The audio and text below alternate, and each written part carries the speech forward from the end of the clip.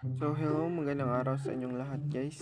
Dito nga ulit tayo sa Animal SMP Season 3 Failed Project. Kumbaga failed season kasi yung season to. Kasi dahil may magnanakaw, di na pinatuloy. So yan, kumukolekta nga ako ng wood para sa basic tools ko at para makapunta na din sa kay Daniel. Siyempre, magiging kapitbahay kami dito sa Animal SMP. Tapos, alis nga agad ako dyan. Pero, may nakita akong rebel. Malapit sa spam. Maraming malalaking caves din yung nadaanan ko bago ako nakaabot sa bahay ni Daniel. Yan.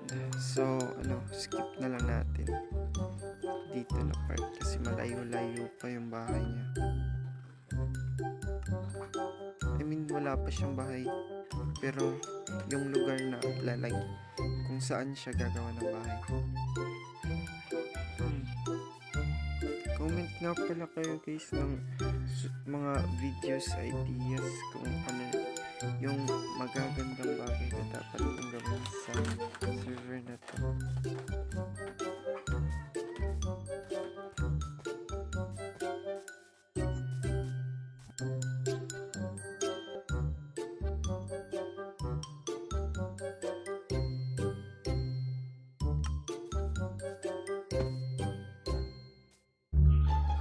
So yun na nga guys, yun na yung base, yung lugar, ito na yung lugar.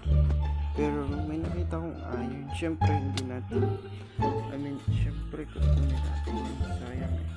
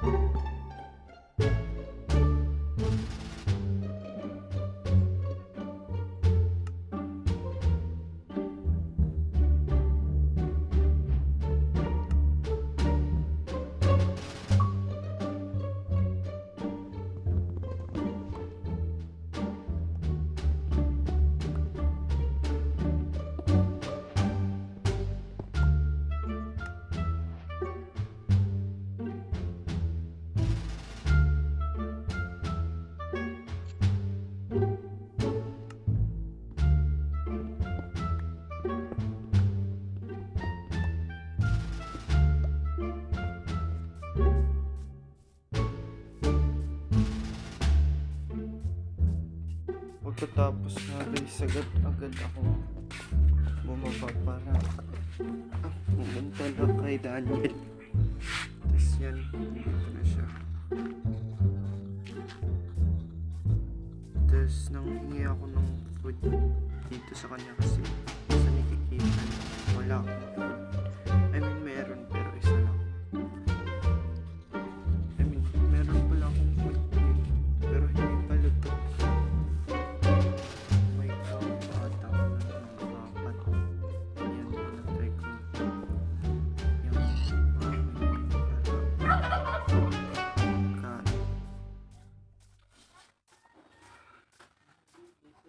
Yan, binigyan niya ako dyan ng Facebook. Tapos nag-mind agad kami.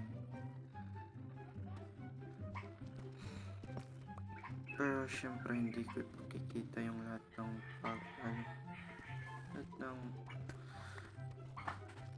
lahat na full scene ng pagmamay namin kasi maboboard lang kayo.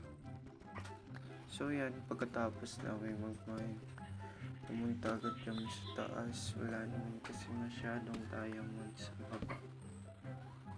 Pero hindi pa namin kinuha yung diamonds. Binilang lang namin kung ilan yung nakita namin diamonds. Tapos hahanap pa kami ng fortune book para ilagay sa pickaxe bago namin kukunin yun.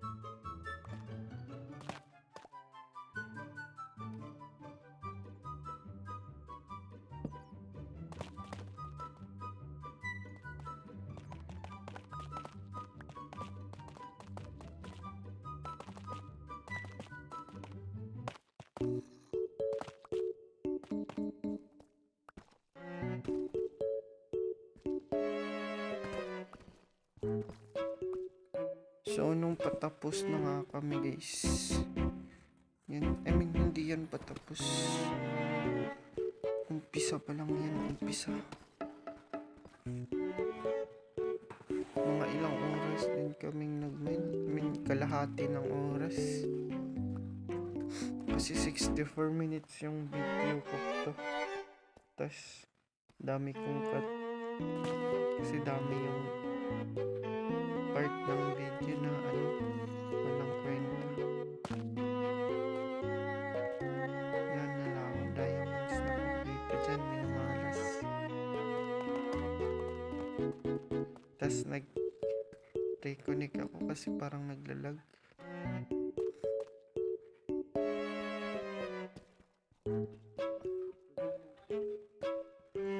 So yan, so lang yung scene pa. Tapos ito, tapos na kami. Tapos nasabugan ng creeper yung bid ni Daniel. Kaya ito yung nangyari.